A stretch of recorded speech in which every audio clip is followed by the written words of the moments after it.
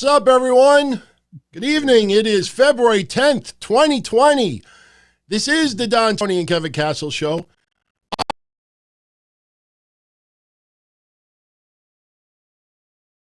As always, Kev Castle. What's up, TT? Not much. What'd you think of Raw tonight?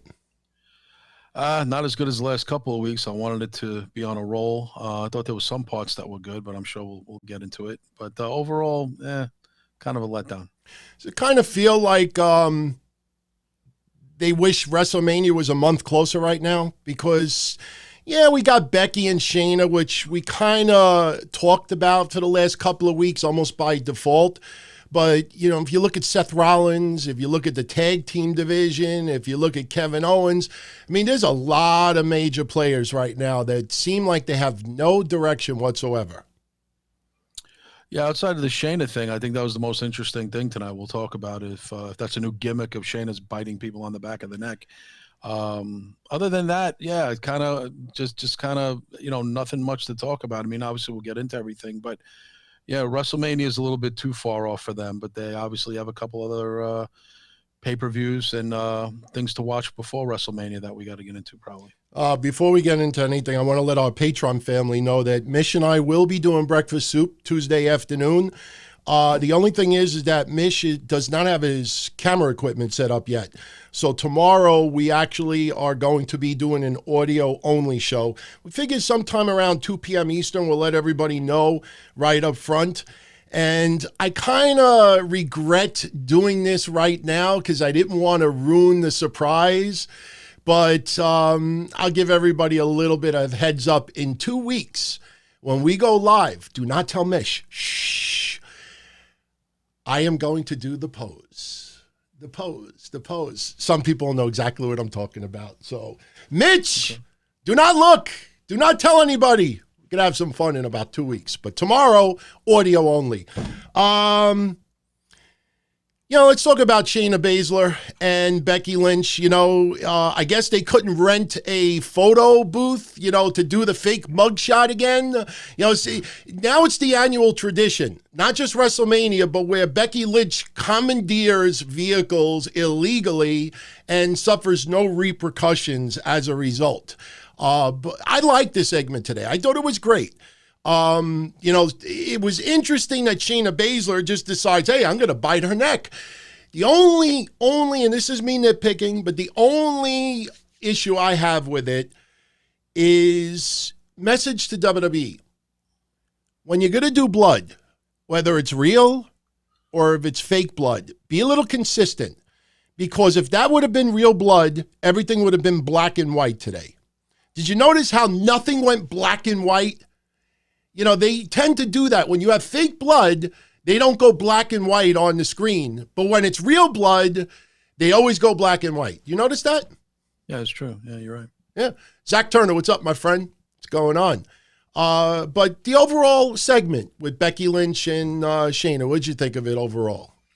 Well, I think it's good. I hope this is Shayna now on the main roster. And, they're going to milk this till WrestleMania. Obviously, there's going to be a lot of back and forth. She's going to have to get one up on Shayna, I guess, next week. Tune in next week because obviously it didn't go down tonight, even though she pulled a Stone Cold and, commandeered the, is that the word, commandeered?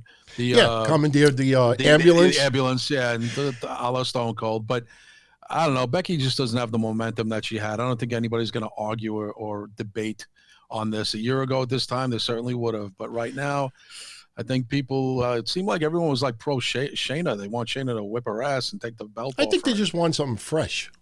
They want something fresh, but I think everyone's really into the Shayna thing. And I think, I don't think they're going to flip it where, Shayna's going to be the babyface or get the babyface. I think it's going to be a reaction split down the middle. I think a lot of fans, even though she's the clear-cut heel, are going to cheer for Shayna just to kind of be anti-Becky. I think it's at that point now, a little bit too much Becky. She's still tremendously over. I think just a year ago, the man was still very new. It was only, about 4 or 5 months old. Now we have it 17, 18 months old, and they're trying to tweak it a little bit with sunglasses and goat jackets and stuff. And I'm cool with it. I'm cool with it. If I'm going to nitpick about anything tonight about that segment, forget about the black and white stuff for a minute. There's one thing, and me, again, I'm a stickler to detail. Little things like that, most people wouldn't pay attention to, but this little thing got me really annoyed. And you wouldn't see little things like this in really high production, forms of entertainment. You know what I really got annoyed at? When Becky Lynch hijacked the ambulance and she locked the door and the guy couldn't get into the ambulance. Okay, fine. If you go back and you watch it again, the girl towards the back of the ambulance, she takes her hand and she against the back of the ambulance and she taps it like, go ahead, go. Like she's endorsing the fact that somebody just hijacked their ambulance. I saw that and I'm like, come on, man, why is this woman doing that? And again, it's just me nitpicking, but still, I mean, it's just, if we could see that. And she's tapping the ambulance like, like it's almost like an endorser, like, okay, you could go. John CM, I don't know what your obsession is with me and my hat, but my hair is all messed up. My hair. If I would have done my hair tonight, I would have not worn a hat. So that's why I'm wearing the hat. It's 11:15 over here. I'm going to go to sleep right after this show. So, there you go. That's why I'm wearing the hat. But, I like the Viking Raiders teaming up with Samoa Joe, Kevin Owens, mixes it up a little bit. I like to call them Team Chunk. If you look at the physiques, I mean, look, they're all strong and muscular, but to me, they're like Team Chunk. If you look at their physique. It's the regular guy look. Remember Rodney Dangerfield and Easy Money? The regular guy look. I don't know where the Viking Raiders would be considered. But you know what? Down south, I could actually see that. If you watch some episodes of Live PD, you could see some guys like Viking Raiders, showing up over there. I became addicted to Live PD. You ever watch that show? Yeah, I've seen A&E. Yeah. Oh, man. I went on Amazon thinking I could buy like the Blu-ray set or the DVD set, and there's nothing. I can't even buy it like on streaming media. You can't even buy like the episodes so I could watch the last bunch of seasons. But there's a bunch of seasons out. They don't have them for sale yet? No. The only thing I could find is Live PD shirts. So I might get a shirt down the line. But, speaking of streaming media, a lot of stuff has gone down with the WWE the last 2 weeks on the financial side. I mean, losing $1 billion in market share, market value and everything. And, them releasing their most recent quarter with, just breaking down the revenue, the stock going down significantly. Over the last 2 weeks, with everything that's gone down with WWE on the financial side, what sticks out to you the most as far as what do you come out of what has happened so far? Well, I don't know. Obviously, they got rid of those two people in the higher ups that had to make those changes and stuff. And now with the launch of the XFL, and I guess we'll talk about that. I don't know if you saw it. Does that play into anything here with what they're spending and what they have? And no, that's Vince's. Where they're sending revenue to? No, that's Vince's baby. Vince started Alpha Entertainment a couple of years ago. Vince is funding it. He pledged $500 million towards it, and of his own money. Yeah, of his own money. So every time investors keep asking Vince about the XFL, he keeps saying that has nothing to do with WWE. It has nothing to do with WWE. I find it, funny that wrestling websites are addicted to posting about XFL. Yeah, Vince owns it, but, we've had promoters own other ventures that they never bothered to cover before. Look, XFL is definitely, I'm going to talk about it on Saturday. I'm not doing a Don Tony show Friday because it's Valentine's Day. I will be out for the evening, and hopefully I get a little bit of suki. But Saturday I'll talk about it, and I am pleasantly surprised on how polished, and even the rule changes. I enjoyed it tremendously. I mean, I absolutely loved, the gameplay. Everything seemed smooth. The commentators, the sideline interviewers were a little bit annoying at times, but I tell you, man, they did an excellent job in week one. And especially, and I wrote this earlier, me being a Knicks fan, a Rangers fan, a Mets fan, a Giants fan, the New York Guardians seem to be the number one team in this area, the most successful team. I mean, yeah, the Mets did a little better last year, but you see what's going on this year. I think the New York Guardians is quickly going to be my favorite team.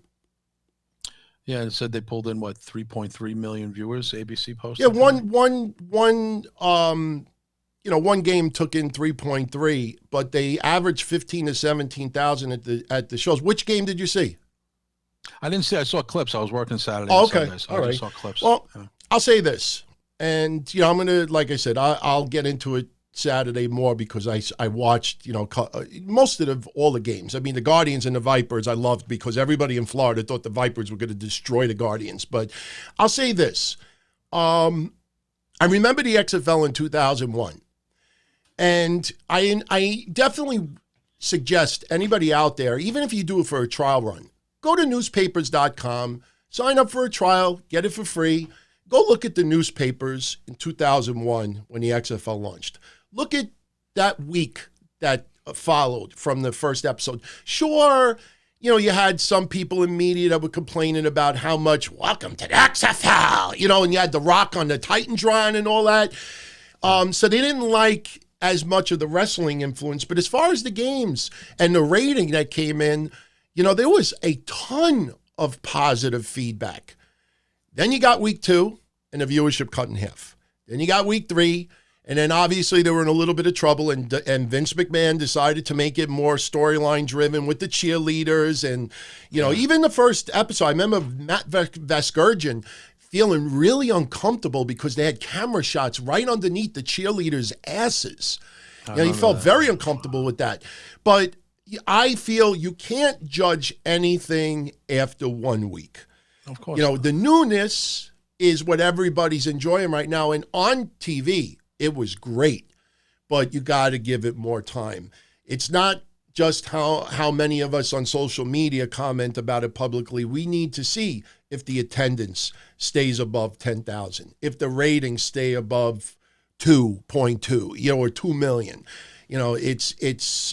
They definitely knocked it out of the park for week 1.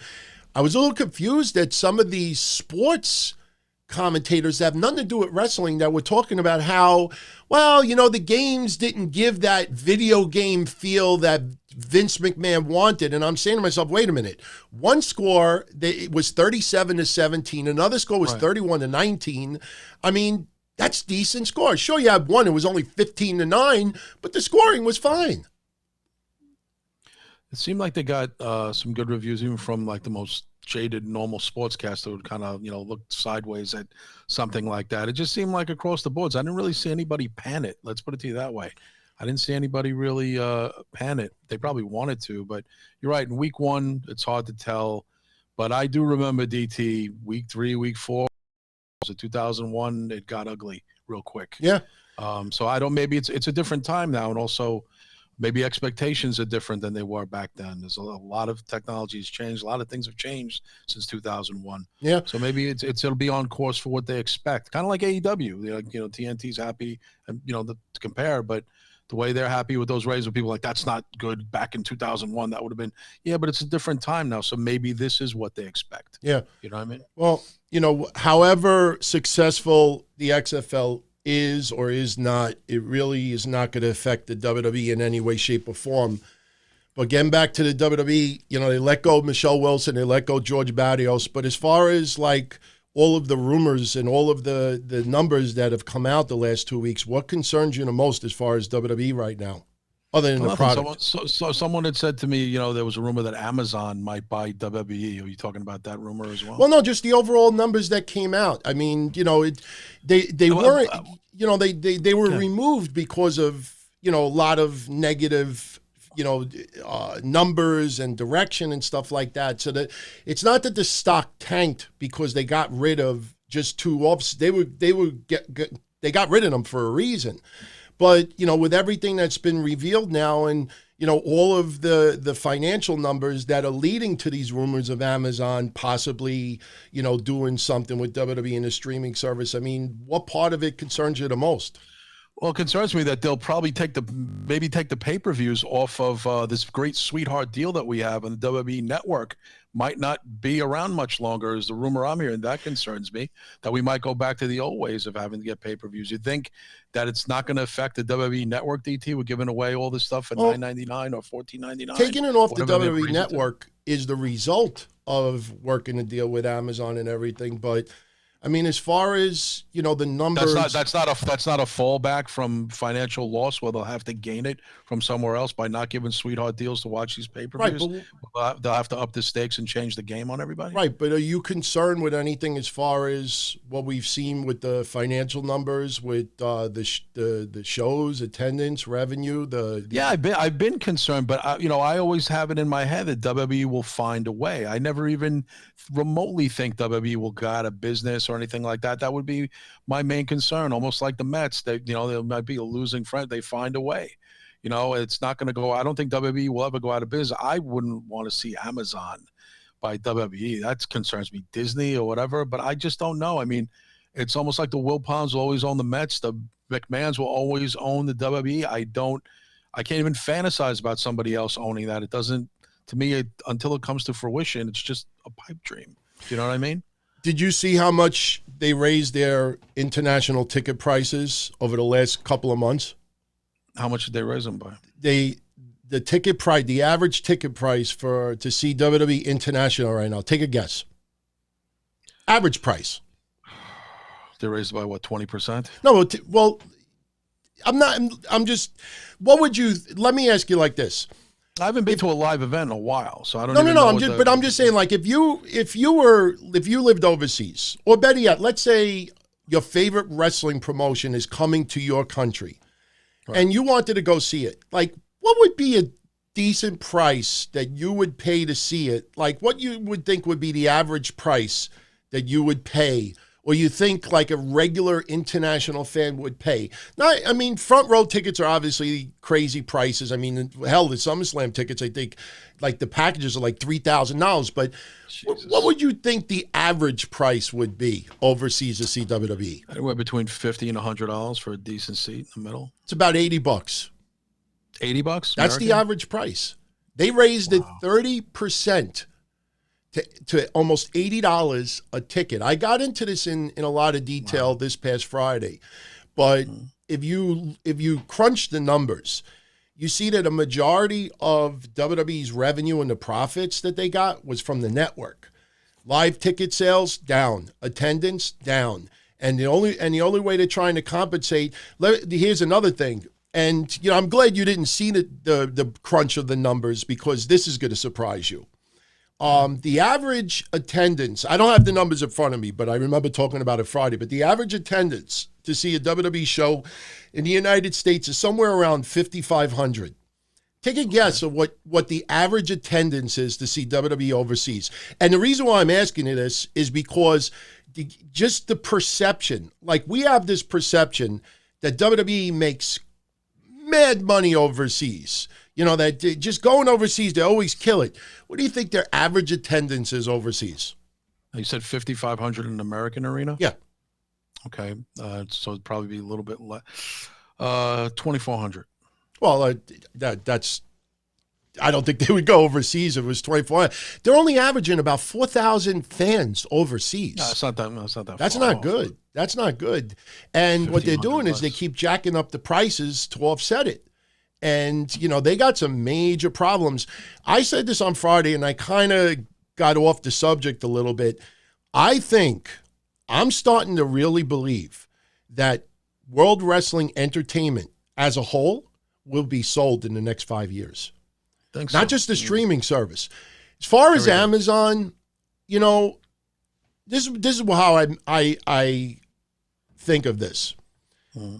There are Netflix, Hulu, Vudu, other places. And if you go on a lot of those networks or those streaming services, you can find a lot of the same content on each service. You see a lot of things repeated.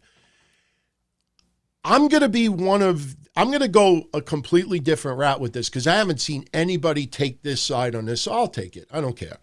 I think that if Amazon works out a deal with the WWE to put pay-per-views on their streaming service, I do not think the pay-per-views will go off the WWE network. I think Amazon will be a second option for people, because the thing is that I would think that if Amazon is going to feature WWE pay-per-views live.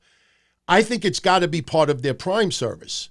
I'm a member of Amazon Prime. You get music, you get other things, you get the shipping stuff, but I think that has to be a feature for Prime membership. And I think what that does is for someone who does not want to buy the WWE Network, I think that those free months will probably go away. I think the idea of giving people free 30-day subscription on the WWE Network, I think that goes bye-bye. But I think what may happen is Amazon may be a second option to go see a WWE pay-per-view live. Now, if I already have Amazon Prime and I don't have the WWE Network, I don't need to pay anything extra to watch the WWE pay-per-view. I think this is going to be an addition, not a subtraction, because I will tell you right now, what's your favorite section on the WWE Network? It's probably the same as mine. In fact, before you even say it, I'll count down from 3 to 1, and then you say it. We'll see if we say the same thing. I don't know if we're going to say the same. I think we will. I really do. Ready? Okay. 3, 2, 1. Old school. I was going to say, old MSG shows. Yeah, they have not updated that. That is my favorite part of the site. Other than the pay-per-views, they have not updated. If they take the pay-per-views off of the WWE Network, my subscription is done. I will cancel it. Well, I like some of the new shows. Like I'll watch the kind of the silly stuff they put on with the what do you call it, the driving show where they're driving from arena to arena. What do they call that? Oh, Ride Along. Ride Along. They're doing one tonight. I've actually seen that one already tonight with Corey Graves and Carmella. And I watch the Table for Three and all that stuff and all the other. But I always go back. I watch the Mid-South Library. But it's not anything really I haven't or can't see on YouTube or I don't have on old tapes. There's certain things I don't have, but I mostly watch a lot of the old WWF stuff from back in the day, shows that I even went to that I remember going to back in the day. But I like, Florida. They got the rights to pretty much everything at this point, with the exception of, I think, Memphis is the only one that they don't have on there. Yeah.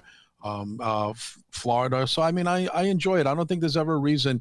And obviously with the pay-per-view deal that's on there, with you're getting to watch that, for that price rate, DT, it's impossible to, I don't see how anybody could cancel it. Especially a podcaster, because you got to watch all that stuff. Yeah, I mean, but I have Amazon Prime. So if they offer... Well, yeah, if you have Amazon Prime, I'm just saying if they offer that there.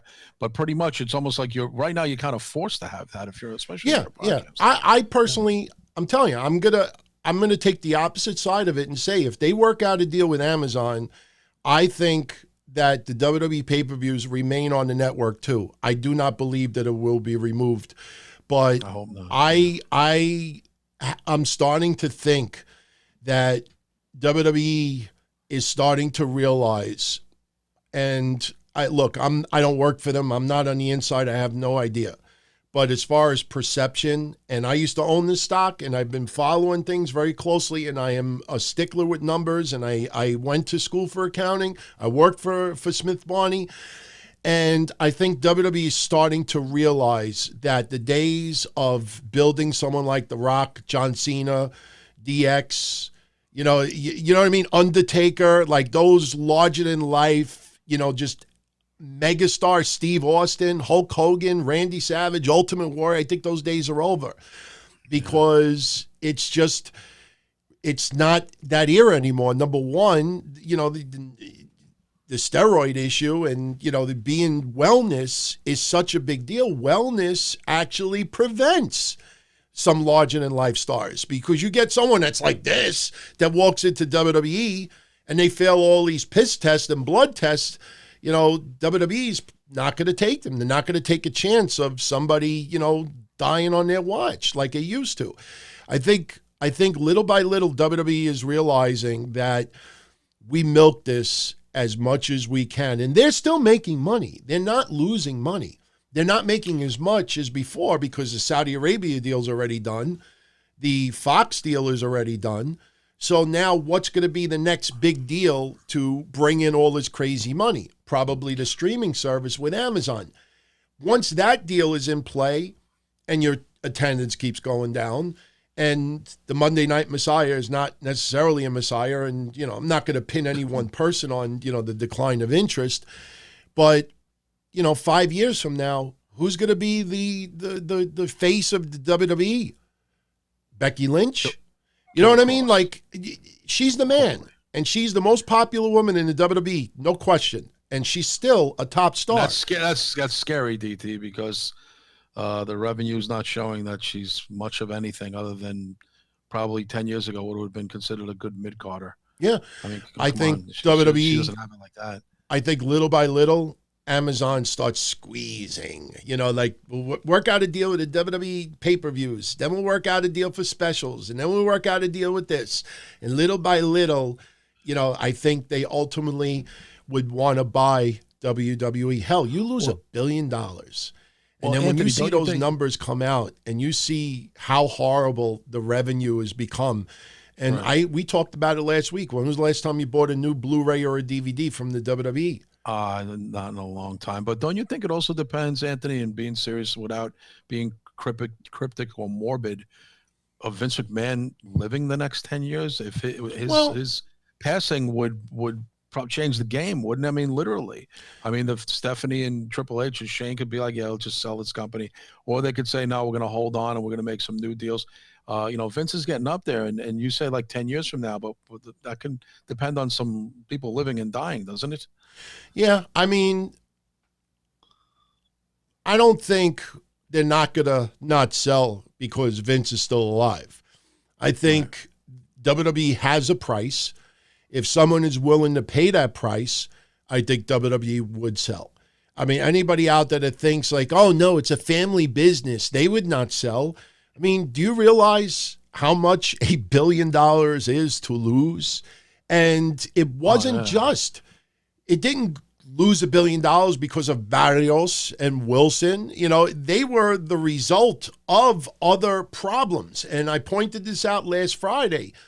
You look at the WWE revenue, you know, here's something that no websites even covered. And I don't blame you or anybody else that don't know this, but, you know, they've been with the company for a long time. Do you know how many years they've been co-presidents of WWE? Only if not, was it more than 10? No. 7 years? 2 years. That's it? That's it. They were promoted in 2017.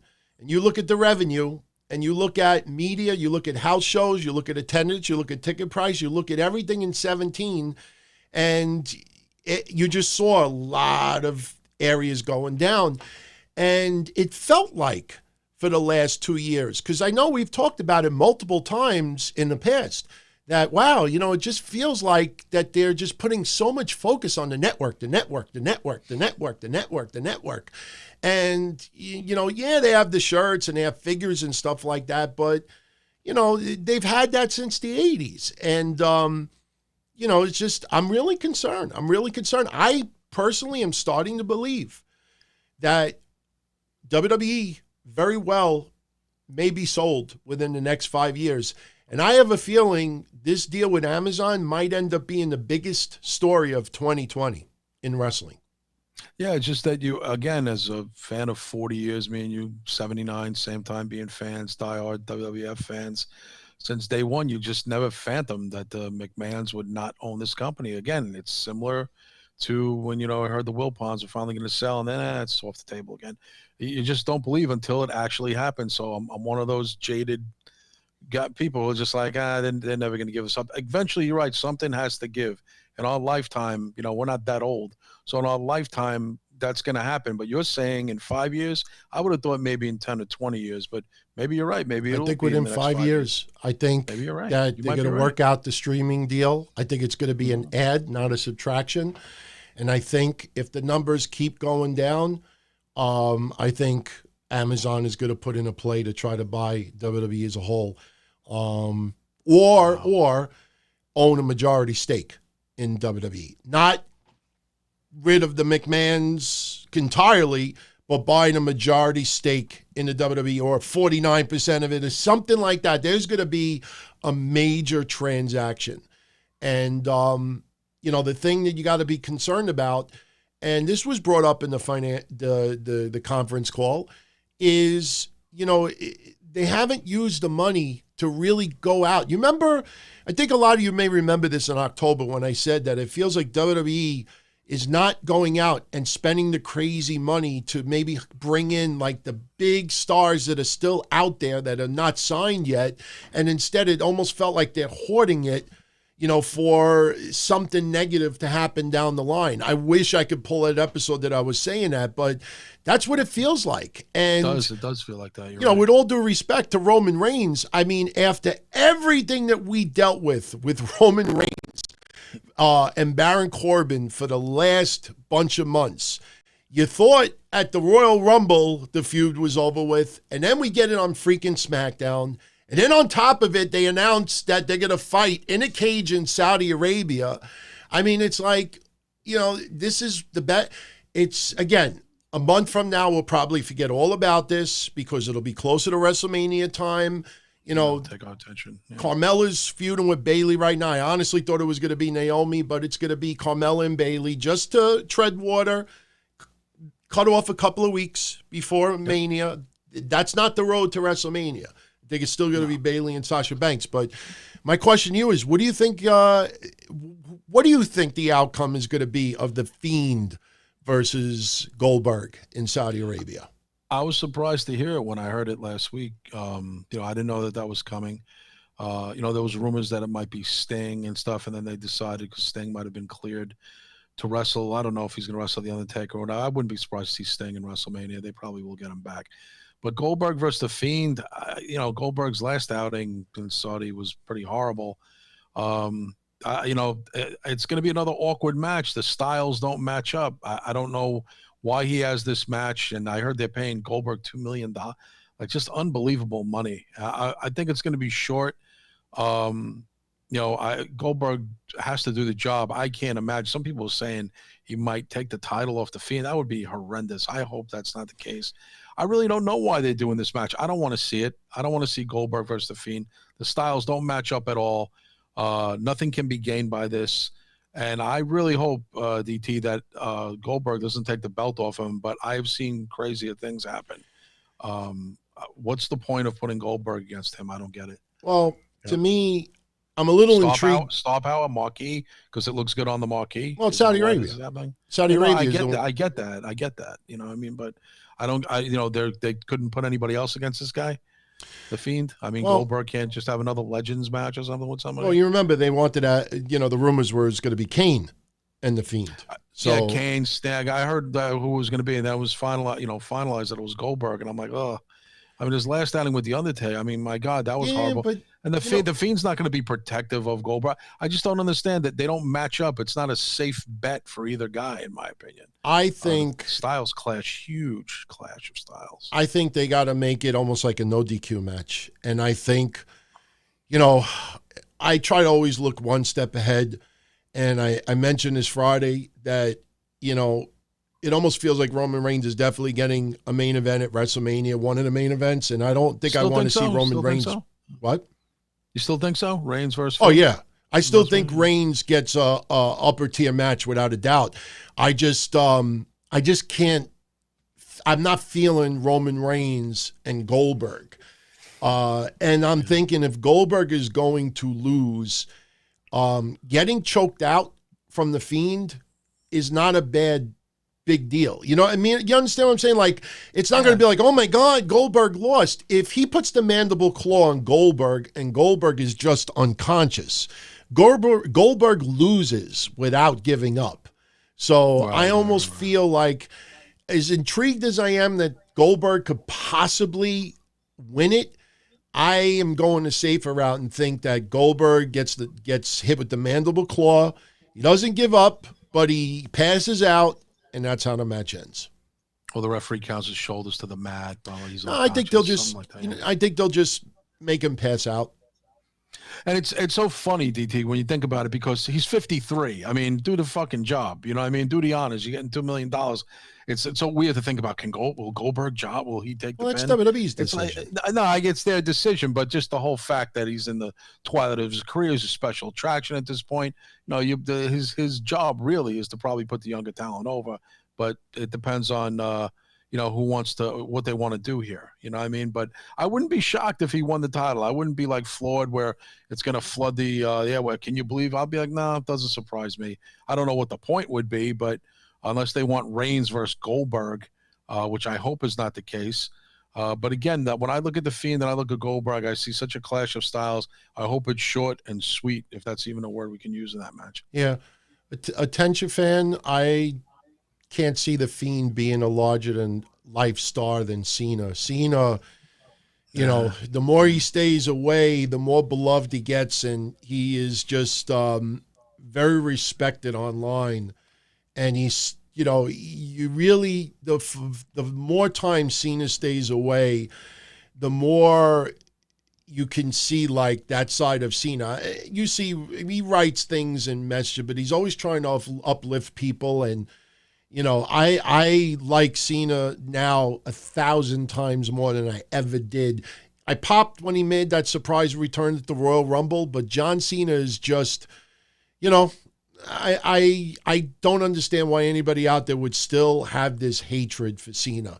I think at the end of the day, you know, yeah, maybe, you know, his dating requirements might have been a little bit odd compared to others, but hey, you know, that's how he floats. You know, he floats. They don't have to sign the contract. Yeah, you know, it's look, a lot of that's for TV as well. Some of that I never believed, it was, but you know, and yeah, we'll see what happens. But I'm a little bit intrigued. I don't know if you saw this earlier today, but they announced some type of a match. Did you see this crap with this? Oh man, I gotta pull this up.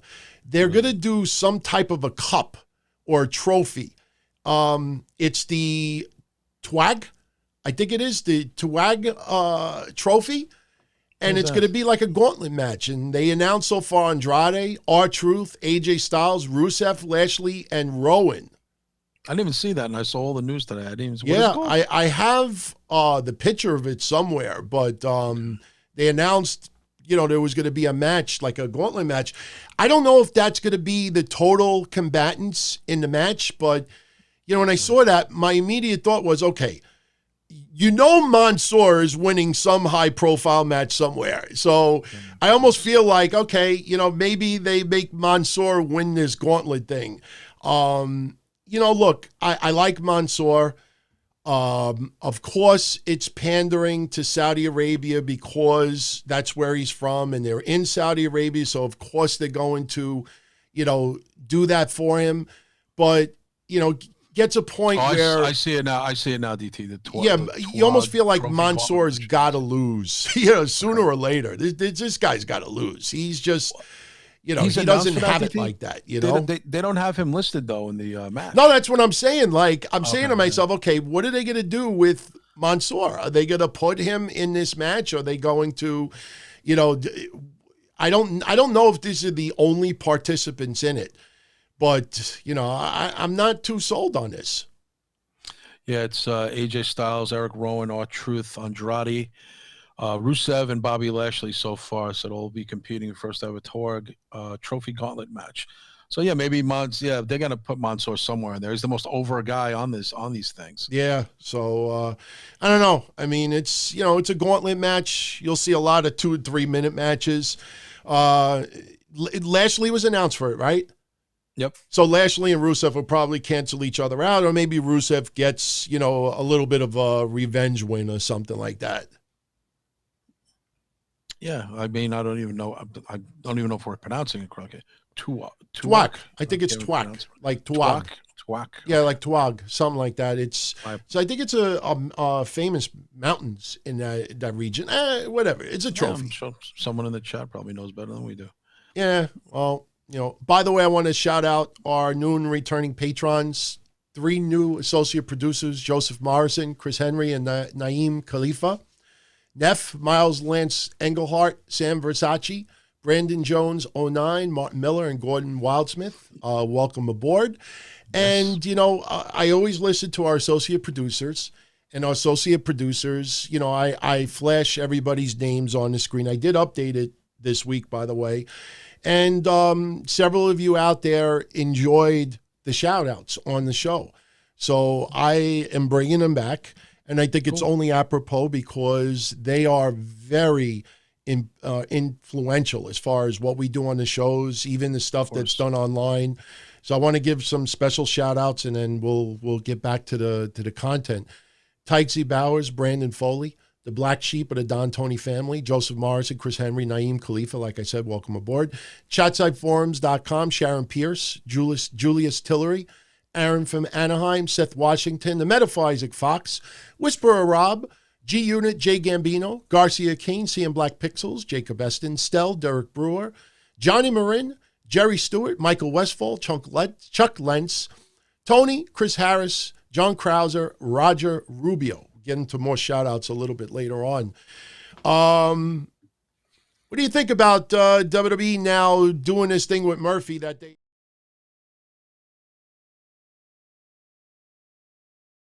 Listen, there's been a bunch of buddies over the years. Rogers, Roberts, Rose.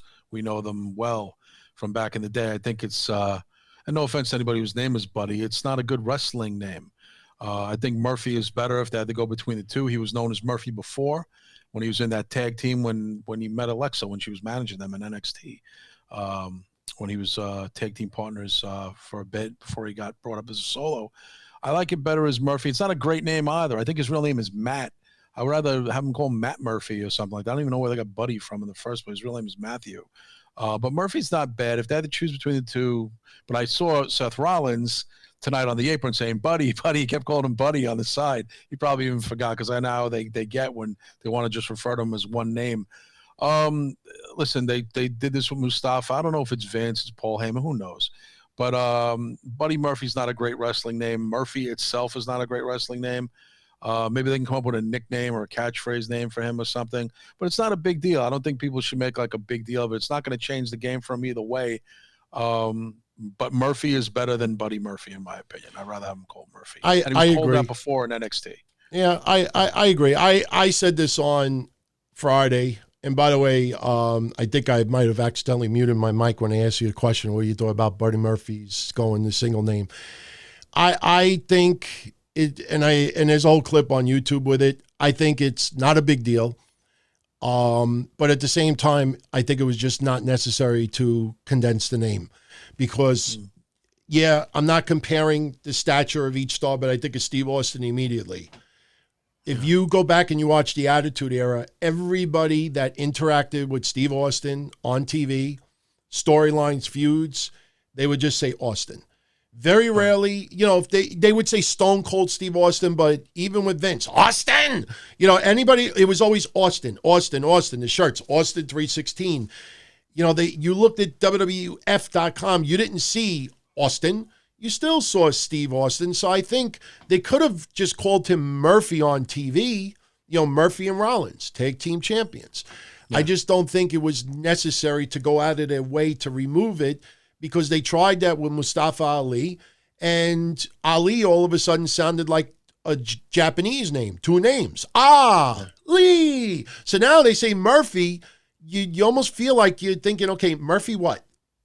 Like, Akeem, Rezar, Seth Rollins, and Murphy. I don't know. I just think it was not necessary to take the name off. But on Friday, because a few people asked, Saturday actually, I'm going to go through the entire WWE roster, NXT included, and I will give my thoughts on who that has two names should only have one, and those who have one name should have two. Yeah, sometimes it works. Rusev, I think, is much better with just not. You remember what Rusev's first name was? What was Rusev? Well, yeah, he did come in with another name, didn't he? Alexander. Alexander. Yeah, there you go. Yeah. Well, even Andrade. I mean, look at Andrade. Yeah. It's just one word name. I don't remember the last time they called him Cien almost, but even friend Killer Cross, if they just call him Cross, that sounds cool. I mean, if they lose the Killer or don't call him Kevin, I mean, I don't know. I think they just everyone's like, oh, Vince has this fascination with one name. Well, I don't know if it's Vince.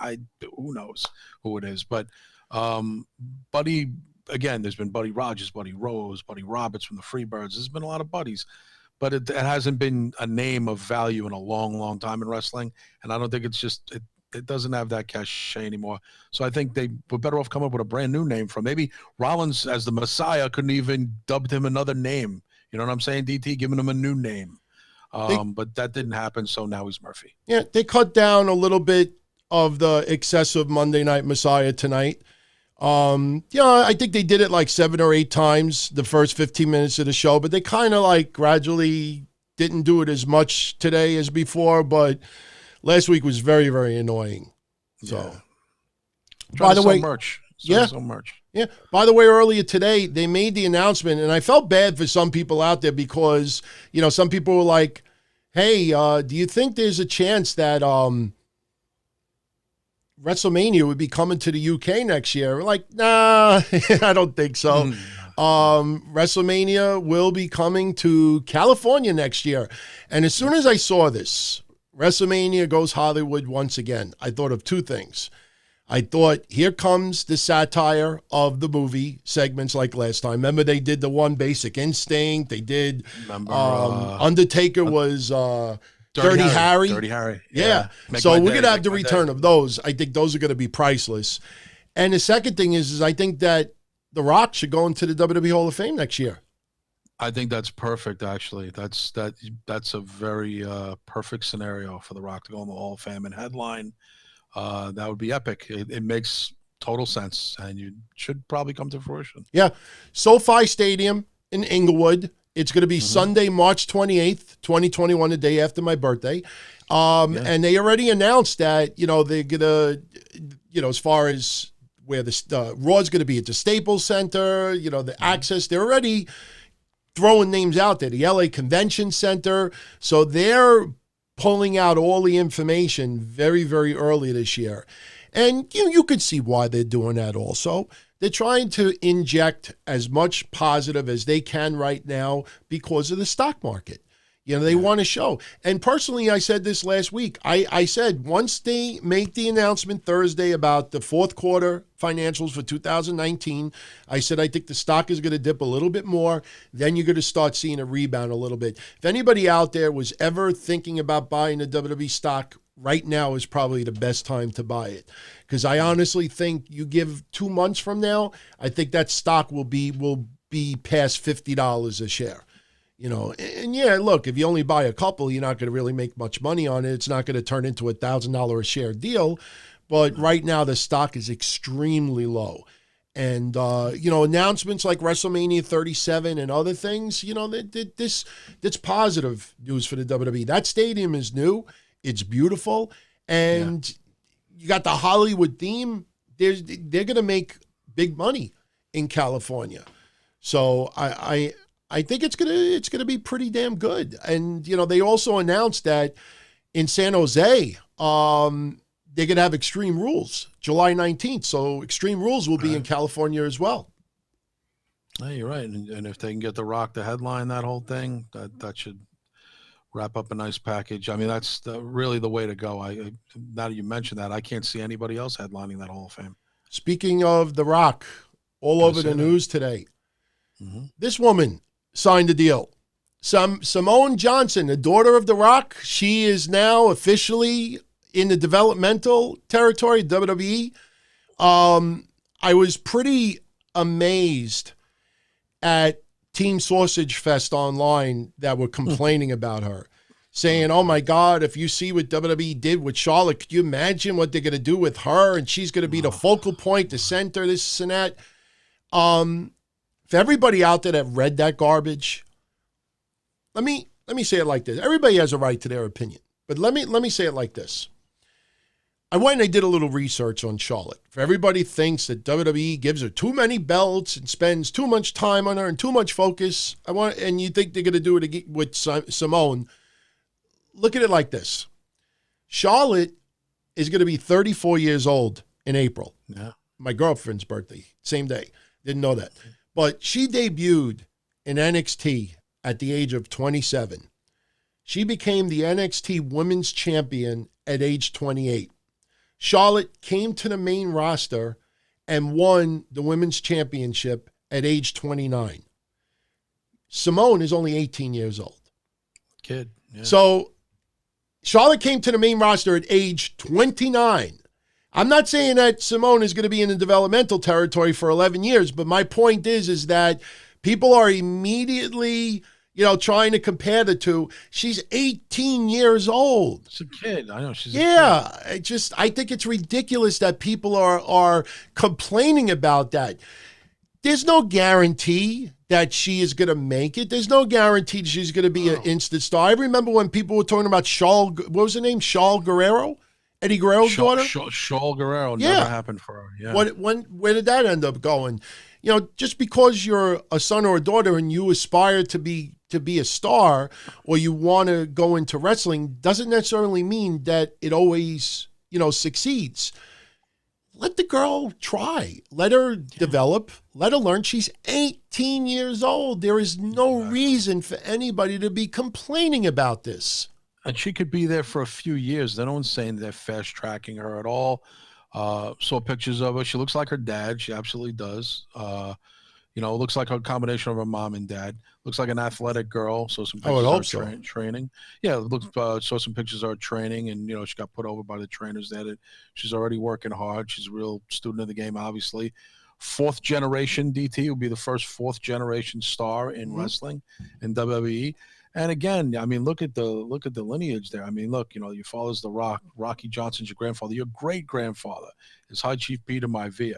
Talk about in the blood. What the fuck is anybody complaining about? It's a given to me that someone would want to be in the business and go by the family tradition. I'm all supportive of it. How could you be anti that? I don't get that. I totally agree. Yeah, ridiculous. I wish her well. I hope she does well. Me too.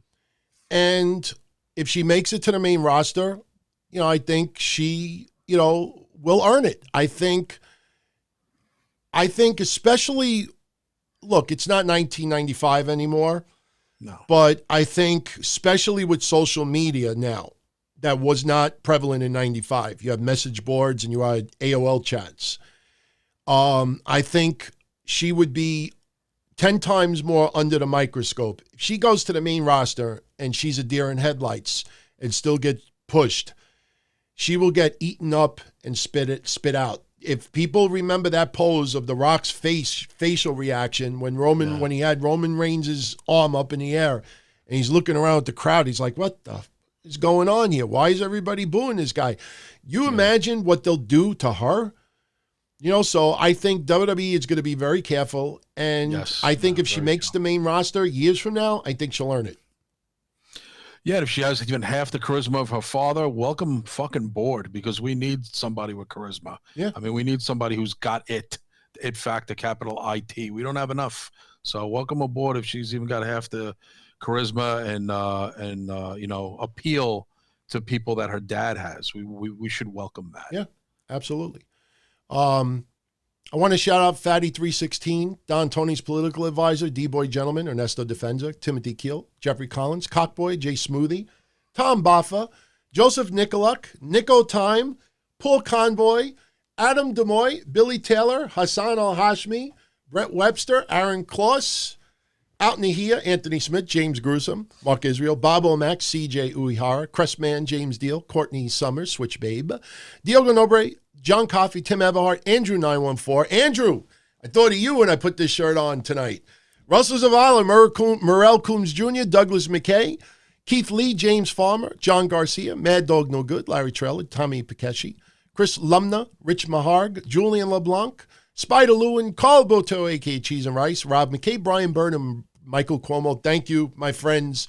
They are our associate producers. And if anyone out there wants to check out our Patreon, it is patreon.com/Don Tony.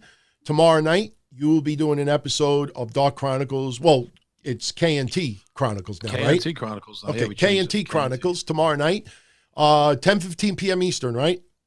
Yes. All right, that'll be on Patreon. Tomorrow afternoon, Mish and I will be doing Breakfast Soup, which should be about 2 p.m. Eastern Standard. Again, tomorrow, probably going to be audio only for Breakfast Soup, only because Mish still, he's going to be, I want people to understand something, what you may not know. Mish is now in Philadelphia, starting over, probably the best way to put it. And last week, as I told everybody and showed everybody, he went to go see Poppy in Chicago, and he drove all the way back from Chicago back to Philly, and we had a big snowstorm in the central states, and he didn't get back to Philly, I think, until this past Saturday. And on top of it, he is currently staying over someone's house temporarily. I don't want to say who it is because I don't know if he's mentioned it publicly. Somebody out there, you know, the generosity you're doing right now is almost angelic. Props to you, my friend. Mish is not moving into his apartment until the end of February. So it's really rough to set up a whole bunch of computer stuff at someone's house and then, you know, pack it up and then move. So this probably will be the only episode we may have to do audio only. And tomorrow I'm actually going to be at the parents' house anyway, because since this week is going to be so hectic, I'm going to see my mom tomorrow and give her Valentine's card. I always give my mom a little Valentine's thing every year. Yeah, me too. Yeah. Shout out to the 90s guy.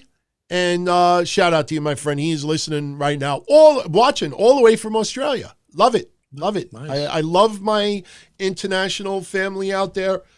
Absolutely awesome. And just keep spreading the word. Let everybody know, you know, what's going on with us, what it's all about. And shout out to everybody who's only finding out about our shows for the first time over the last couple of weeks. It's pretty amazing how many people are out there that still never heard of it. And, you know, You and I go back, 13, 14 years, and I go back 23 years now with the hotline. So how people didn't find us sooner surprises me a little bit. So I want to give major congratulations. I know some of you out there in social media land, especially Facebook, know this man. Nelson Santos Jr. and Nikki, they are the proud parents of Mackenzie Jade Santos. 7 pounds, 3 ounces. Nice. I know he has no idea that I even knew about this, so congratulations. And I'm using the right hand, everybody. Apparently, you know, I was showing love to everybody last week, and I used my left hand, and I don't know why it pissed people off. So I wasn't doing it in any malicious way. I had no idea. Like, why would you use a goddamn right hand? So what are you going to do? Next Tuesday, I will be on Carmine Sabia's podcast, Beltomania. And Carmine is a name that I know a lot of you in the Northeast know. Going back 20 plus years, used to have his own wrestling promotion. And shout out to 90s guy again. Thank you, my friend. But so next Tuesday I'll be on Carmine's podcast. It will be video, and you could check him out. He's on Facebook, Beltomania. The website's beltomania.com.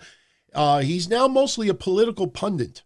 And I will be picking his brain, and we will be talking lots of politics later on once we know who the Democratic candidate is going to be for president. And I can't wait. I am drooling.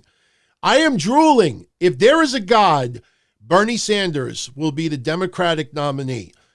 Because if that happens, I will eat up Joey Numbers and spit him out so badly debating him about Bernie Sanders and Trump.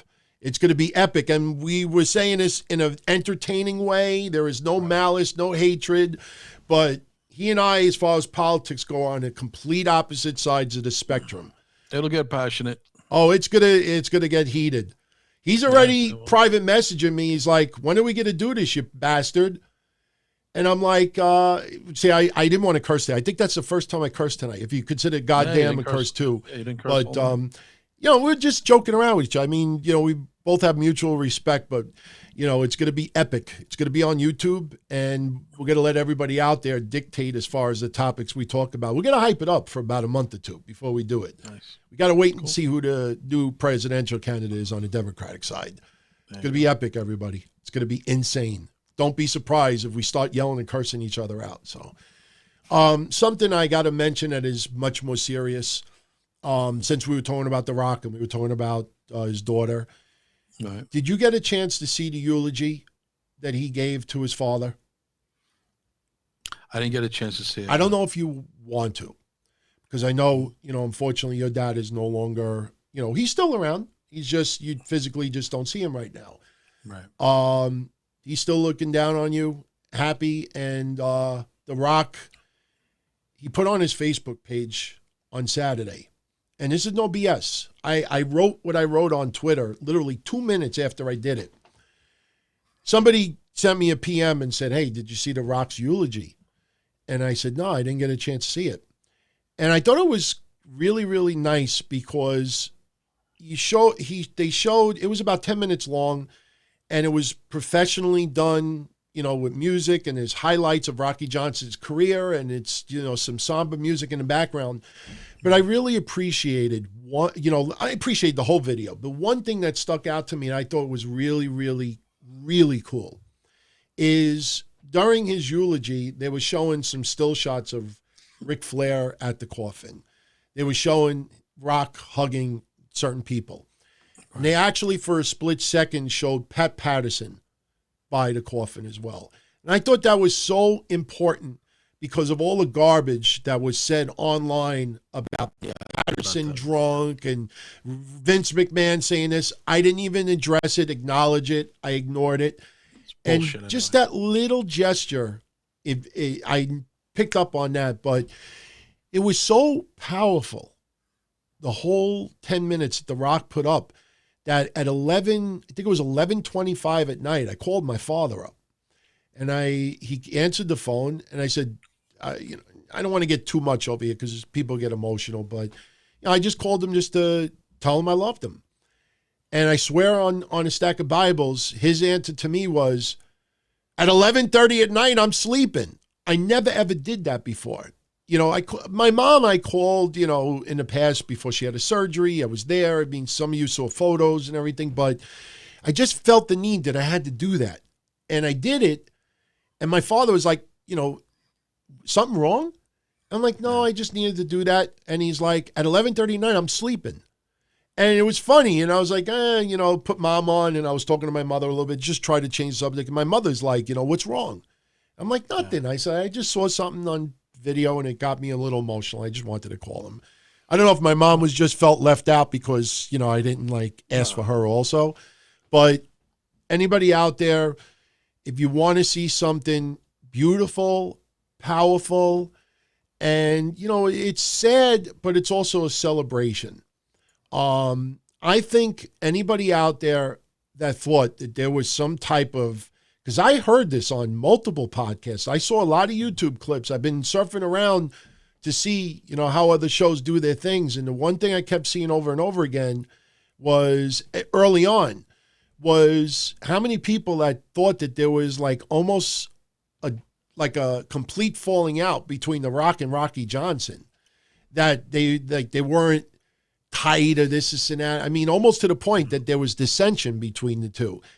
And I think once you watch this, I think you'll pretty much realize that these people were just guessing.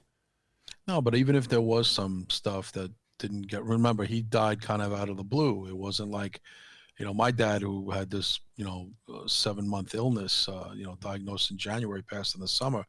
Rocky Johnson's dad just wasn't feeling good for a couple of days. He had the flu, and Rocky said the same thing. His father's been sick before. He'd be all right. He was assured even by his stepmom, the woman who's now married to his dad, that, he's sick, but he'll be okay. And then he passed out of the blue. It was shocking. So again, he didn't get to have those fun moments. So maybe even if there was something, they're father and son, and you always have that stuff anyway. And the bottom line is, the love and respect you have for each other. And that stuff goes by the wayside. Even if they were mad at each other during a time and didn't get to resolve it, they know how they felt about each other. And I don't think, that's such private stuff anyway, DT, that, but when, as they say, when someone passes, all bets are off, and it's all about the love of a father and son, not about any little disagreement they had. Yeah, it was just like that. It's nothing like that. For me at my age, to be for the first time in my life calling my father late at night just to say that for no other reason, you felt compelled, that just give people an idea how powerful that was. What I saw with The Rock, I wanted to play it here. I was going to even stream it Saturday, but the problem is that I'm nervous about copyright flags and stuff like that. Right. And I'll put a link up on Saturday. You go to his tell Facebook. People to go, listen to it, and it's up there now. People can go check it out. It's beautiful. It's beautiful. Absolutely watch beautiful. It after. Yeah. So, shout out to 90s guy again. 8 years of listening. Wow, it's pretty awesome, man. By the way, for those that are interested, right after Super Showdown in Saudi Arabia, February 27th, WWE's going to do a 24 special on R-Truth, which makes me wonder if R-Truth is going to win this trophy.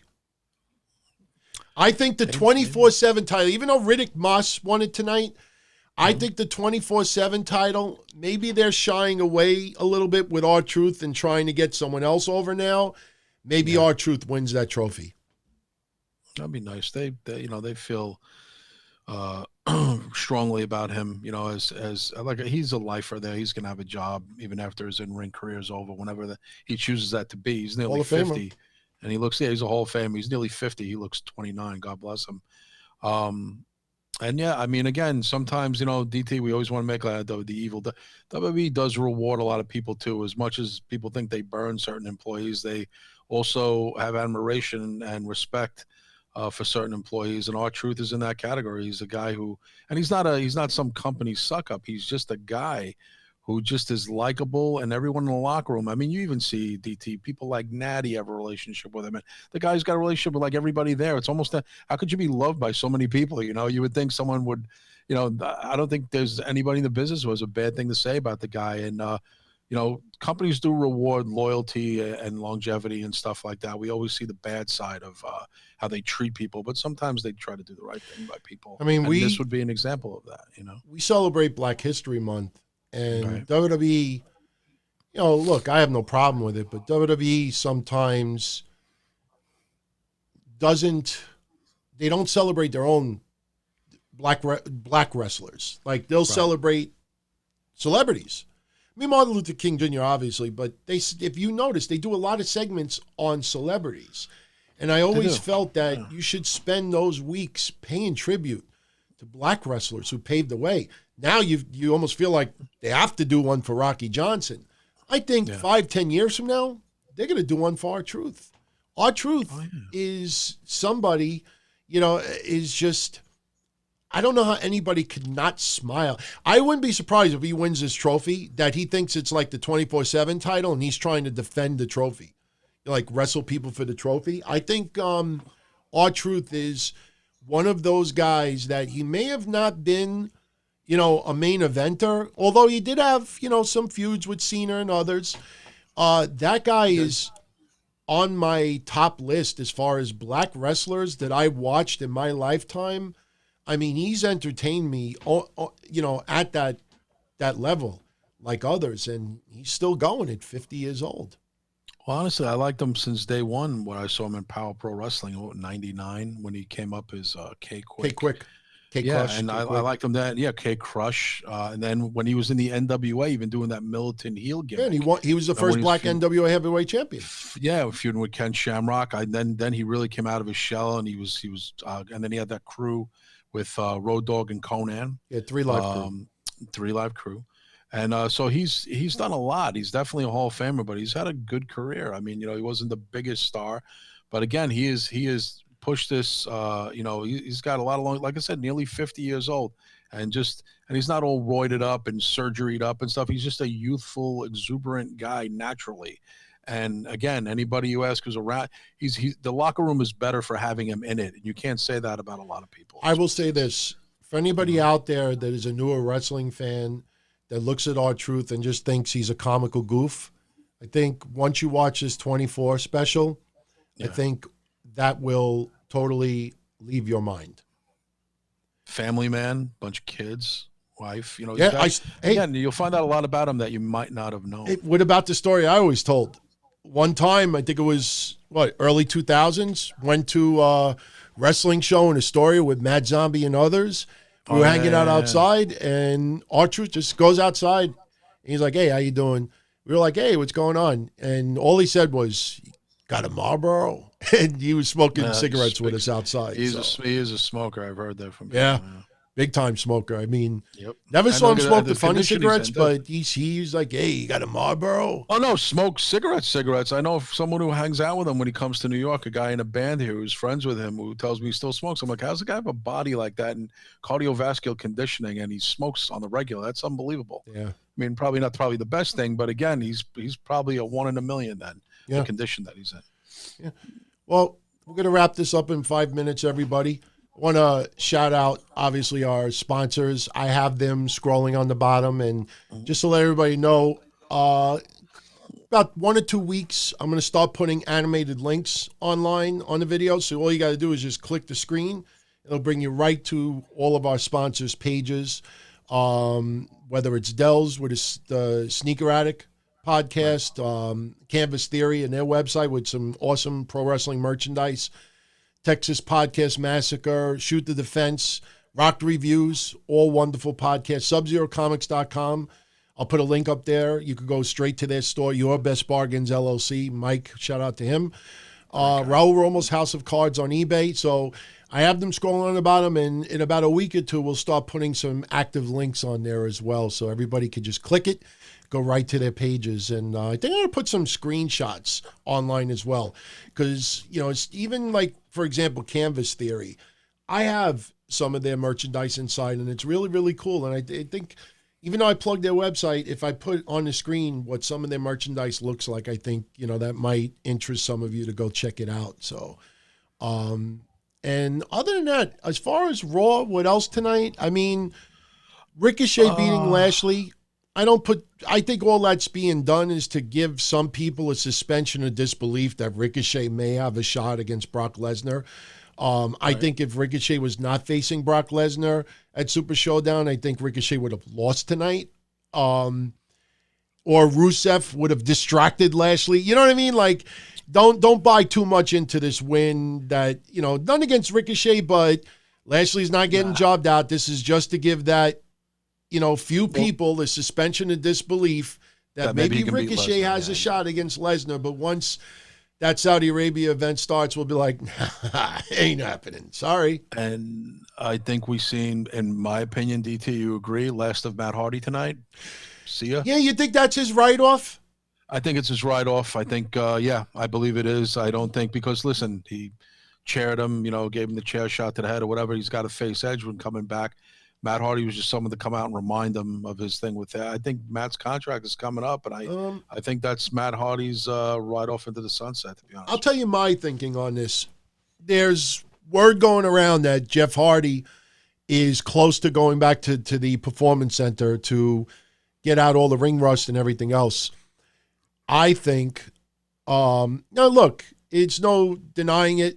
WWE in the past has always felt Jeff Hardy was a bigger single star than Matt Hardy. I don't think anybody denies that. Matt Hardy in recent years, I think many of us would agree that Matt Hardy's probably entertained us more than Jeff, which is a little unfair to say it like that. But, Matt Hardy with Broken Matt, I mean, that's just, it's stellar what he did. And Matt's proven to be more reliable. Let's be honest. If you're a company guy, DT, you're running a company, wouldn't you pick Matt over Jeff as far as reliability goes, and just to kind of keep your nose clean and dependable? Matt's dependable. Jeff is Jeff, still enjoys the drinks, but it's not like it was years back with the medicinal. Still costing him, DT, costing him time and money. But I personally think, this is what I think. I think Jeff Hardy is on the cusp of going back to the Performance Center. Matt Hardy is not finalized or even agreed to a new deal yet. Right. And I think what was done tonight was to write Matt Hardy off if they don't come to terms with a new deal. Right. I think this was just their way of being safe, like a concerto to the head. Yeah, that'll keep you off TV for a few weeks, just like Edge. Yep. So I think if Matt Hardy agrees to a new deal and comes back with Jeff, they might come back as a tag team. If he does not agree to a new deal and he leaves, they wrote him off TV already. So I don't think this is a guarantee he is gone. Could he be gone? Absolutely. But I still believe that this was done to be safe, that in case they can't come to terms with a new deal, I wouldn't be surprised if Matt Hardy signs a new deal. I think there's still a discussion. This is safe. That if it doesn't work out, he's already off TV. Yeah, I agree. And real quick, DT, I want to mention, because we should mention, they gave MVP a segment tonight, which I did not like. I don't want to see him back. No offense. I just think it went over like a lead balloon, even though he had the hottest baby face on debut program here, Drew McIntyre. I didn't like the interaction. I don't think the audience was connecting with this at all. He started to really fall off the rails there when he was interacting with Drew. It was a weird exchange. And thank God Drew had the Claymore countdown kick to get the audience back into it, because it started to fall off the rails and the audience started to boo, and not in a good way. MVP should not be on television. Well, that's just my opinion. They didn't have anybody else as a heel to do a talking segment. Yeah. And that's why they did it. You know what I mean? Like, somebody, whether it's Paul Heyman or Vince or someone else, somebody thought of the idea of having Drew McIntyre come out in a talking segment, and whoever it is a heel. Unfortunately, The Miz is on Smackdown. Unfortunately, Christian is not on TV anymore, so you can't have the Peep Show. Jericho's in AEW. Kevin Owens is a babyface. So if you really start breaking it down, they really didn't have much of anybody that they could have put on TV in the interview segment. And somebody thought, hey, you know, even though MVP is not wrestling anymore and the Raw match was for his son, and, you know, it's a nice thing, it doesn't mean we can't bring him back, you know, to do a talking segment. So I think that was a one-off for Drew McIntyre. And if it went off well and the crowd enjoyed it, then maybe they bring him back for some more talking segments. I think that was the only reason why it was done tonight. Not as a permanent thing, but because they don't have anybody else to do a talking segment. It's a heel right now with Drew McIntyre. Right. Yeah, that's a fair take. So, you know, we'll see what happens. Asuka and Becky tonight was a great match. They always have great matches, but again, it was a good match. It was a good match. It just felt like, you know, I know a lot of people were left like, why are they having this match again? Didn't they settle everything in the Royal Rumble? Didn't Becky prove to herself, you know, blah, blah, blah, blah. I think it's just they didn't have anybody on it. They wanted Becky to overcome a high-profile opponent tonight. Yeah. So this way she just went to a brutal match. You know, she wasn't going to fight, what's her face? What the hell's her face? The Viking. Sarah Logan. Sarah Logan. She wasn't going to face Sarah Logan. So they needed somebody where she really could be strong against. You weren't going to bring an NXT woman in there because obviously Shayna Baszler was going to attack Becky Lynch. I like the match, but it once again exposes a lot of issues with the WWE roster. You don't have, you know, a heel for a talking segment. You don't have a caliber of women on the upper card to really, you know, impress like that. And you weren't going to put Charlotte or someone in that match. Charlotte, you know, it's just, I don't know. The roster feels awfully thin, even though it shouldn't feel thin. Well, it does. Well, speaking of Sarah Logan, got handily defeated in about a minute by Rhea Ripley. Yeah, she's pretty much done. Yeah, I think Sarah Logan's not long for this company. And they interviewed Ruby Riott, obviously, backstage, and her explanation for attacking Liv Morgan was because Liv Morgan needs to learn to listen to her. I didn't really understand the reasoning because she knows the real Liv Morgan. I thought the real Liv Morgan is what she came out with a couple weeks ago. So a real convoluted reason to feud there between the two. But I love Ruby Riott. Didn't see her wrestle tonight, but saw an interview segment. Not a lot going on tonight, DT, other than the biggest thing of the night was obviously Shayna Baszler biting the neck of Becky Lynch. That was the big thing tonight. You think it was a little too much of the fake blood? Yeah, I was really surprised. And, you know, people were doing the Brood thing and people were doing the memes with Gangrel, which I thought was pretty funny. I'm sure you'll see it tomorrow. Everyone going to town on that. Is this going to be her new thing where she bites people? And I'm sure it's – no, I'm sure it's not. But it was fun to watch the wrestling fans get all Brood-like and showing someone even made a meme with the two horsewomen as Christian and Edge, you know, the creative wrestling fan base goes to town on stuff like that. And I thought it was just fun to watch. You know, I'm sure you'll see stuff about that tomorrow. But listen, I think it was more of a Mike Tyson thing when you say that, DT, of her biting her like than a vampire thing. No, I don't know what it is. With the, you know, Tyson biting the ears of the Holyfield back in the day. Wasn't there a TV show, Becky the Vampire Slayer? No, it's not Becky. It wasn't Becky the Vampire Slayer. What was it? It was Buffy the Vampire Yeah, it just felt like that. Like, it's like, Becky the Vampire Slayer. I mean, it's just Buffy. what is she going to be? Because she's Becky's the man, so she was biting the man because she's the man eater. I don't know what the hell that was. I mean, I don't know what that was either. They wanted a visual. New gimmick. They wanted a visual, and they wanted a visual where Becky is tough. And don't get me wrong, I like the segment, and I guess we'll finish with this. I like the segment. Sure. It was entertaining, but it just felt like it went off the rails when Becky is assaulting EMS people, and she commandeers the ambulance, somehow drives to the hospital, gets checked out. They patch up her neck, but they don't wipe the blood off her shoulder.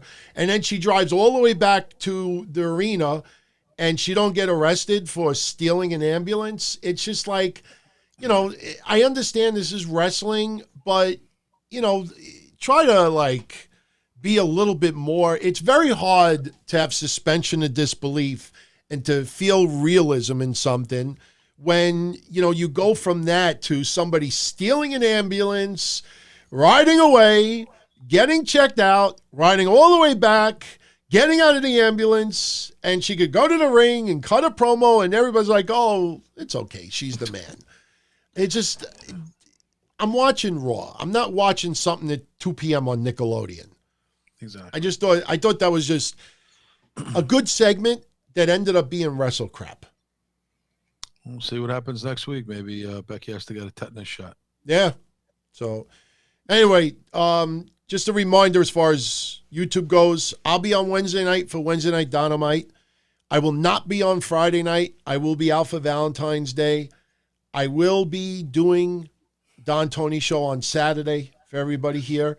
And again, for our patrons, you got 2 shows tomorrow, Breakfast Soup and KNT Chronicles. Mm-hmm. And then towards this weekend, I think I'm going to be doing another blah, blah, blah. So I'll definitely let everybody know tomorrow. Probably do that Sunday. So, but cool. All right, Kev, pleasure as always. And I'll talk to you tomorrow. Thank you, DT. Thank you, everybody on YouTube. Thank you, everybody on Discord. And catch everybody who's a Patreon tomorrow night, 10:15, KNT. Take it easy. Later. All right, everybody. Before I go, just very quickly, I just wanted to show everybody this. That is a bunch. I probably have like 200 signed cards. And I was thinking about starting to maybe give some of those away on YouTube. I haven't decided if we would do a contest every week or every other week, or maybe somebody gave me the idea of whoever contributes the most in the super chat, will get something. I mean, obviously I would let everybody know, what the cards would be in advance, or maybe we do like a grab bag that I'll live, just put my hand inside the thing and whatever card comes out, you win it. I mean, there's some pretty valuable cards in there. That AJ Lee card, I'm not kidding. Go on eBay. I think that card right now is like $350. I kid you not. One of the coolest cards I have in there, and you can't see it right here, but one of the coolest cards that I have in there is a Bray Wyatt autograph card. And it was the first card that came out. So if you ever see the numbered cards, like 1 of 50, you get your card and it's like number 45 of 50. It's actually number 1. It's the first one that it came out. And I got that about 3 or 4 years ago. So I'll probably take a picture of all the cards spread out, and maybe we'll start doing that. So, like I said, there's going to be a lot of things coming up here on the YouTube channel. A lot of new content as well. As we get towards the springtime, we'll start incorporating a little bit of baseball in here, politics, pop culture stuff, and we'll keep everything separate. So if something you're not into, you could stay away from that completely. And 90s guy, I think, we're going to be doing this. Like I said, I welcome everybody's ideas out there. Follow me on Twitter at DonTonyD. You can leave comments on YouTube. As you see, I read them all. I got to give a special shout out to I almost did it. I have to give a special shout out to Dells. He is the one helping me tremendously, putting up all of the clips that you see on YouTube. And like I said, give me 2 months to really get used to this. Tonight, we almost had a flawless show. I don't think I cursed once, believe it or not. Unless you think goddamn is a curse, but I don't think I did. But that 5 seconds of silence for the Buddy Murphy stuff, that's stupidity on my part. So I have to tweak out a little bit of little issues on my end. But give me another 4 or 5 weeks, and we'll have this page right where we need it to be. And don't forget, right now I'm at 6,700 subscribers. It's not even in a month yet. Brand new. I wrote on Twitter yesterday that if we hit 7,000 subscribers by next week, I had a lot of you out there that want me to wear some of my 80s stuff. Robert Swanson, shout out to you, my friend. Bob O'Mac. I'm going to check out the DM about the Toy Fair, but I heard that it's only press only. So I don't have a press pass to go. And if I go, I have to bring my fiance too. But I'll look at it tomorrow. But getting back to the YouTube thing, I almost lost my chain of thought. But what was I saying? I kind of lost my train of thought just now. Damn it. But no. What I was saying was that, I completely forgot. I can't believe it. I was talking about, things we're going to do on this YouTube page. Oh, I remember now. A lot of you out there were telling me that you want to see me wear some of my old Miami Vice stuff, my Sergio Tacchinis. For those that don't know, my parents saved everything. And in boxes in their house is old clothes that I had from the 80s, stuff that my father had, old shoes, because when my parents moved from Middle Village to where they live now, they just boxed everything. And stuff stood in boxes for years because it just collected dust. And then when Sandy hit, things were just stored away. And there is tons of 80s clothes that I owned back then that they still have. And some of you out there want me to put on some of my old 80s and 90s clothes just to show everybody how much of a goof I used to look like back then. So I said, if we break 7,000 subscribers by next week, then next weekend I will wear something from Miami Vice from the 80s.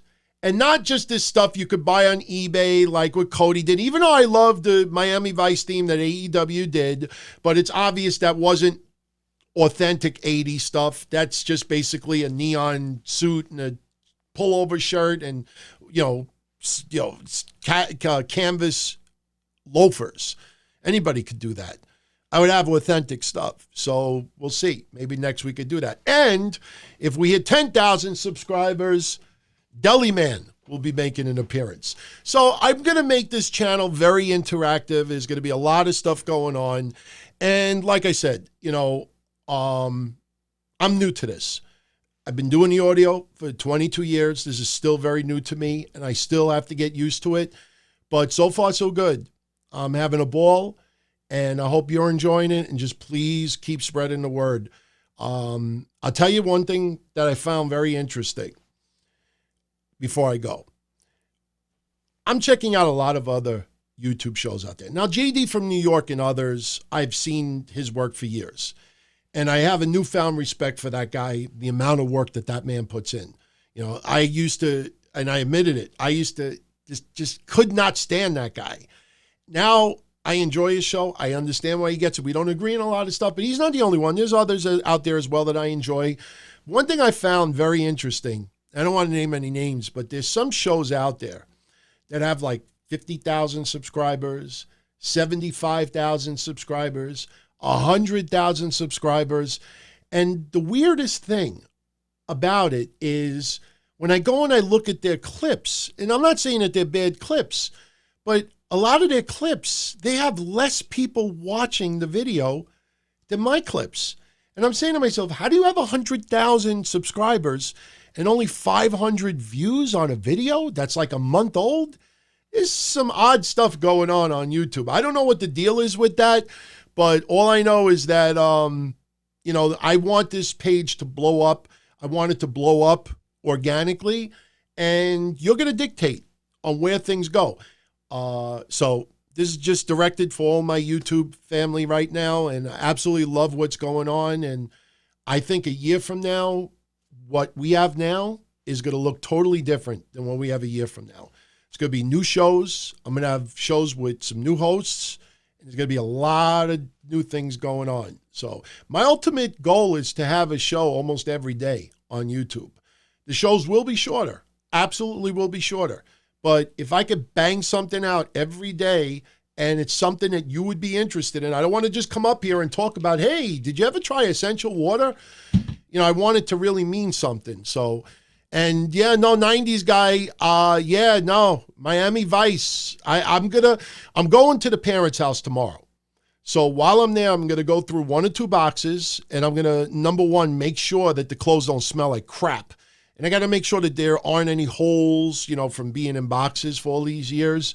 But, I know some of the stuff is in plastic, which means that I definitely have some very goofy stuff that I will wear. And hey, if I have some stuff that my father used to wear and it fits me, I'll wear it too. I don't mind poking fun at myself. So I thank you all. Much love. And please never feel that you can't send me even constructive criticism. I am the most approachable person in the podcast world. I can accept criticism. If I can give it, I better be able to take it. So nothing but love. And I will see you all again Wednesday for Wednesday Night Dynamite. Everybody, take care. Have a great night and all the best. Ciao. Don-O-Mite. It was fun to channel surf. It was kind of hard to do a little pocket pool after you hitting the last channel button 50 times for 2 hours plus. Don-O-Mite. And his whole idea of overanalyzing, oh, he's an alcoholic and he misplaced the belt. And how could you have someone champion like that? The fuck out of here. Wednesday night. Don-O-Mite, you can have fun. You really are.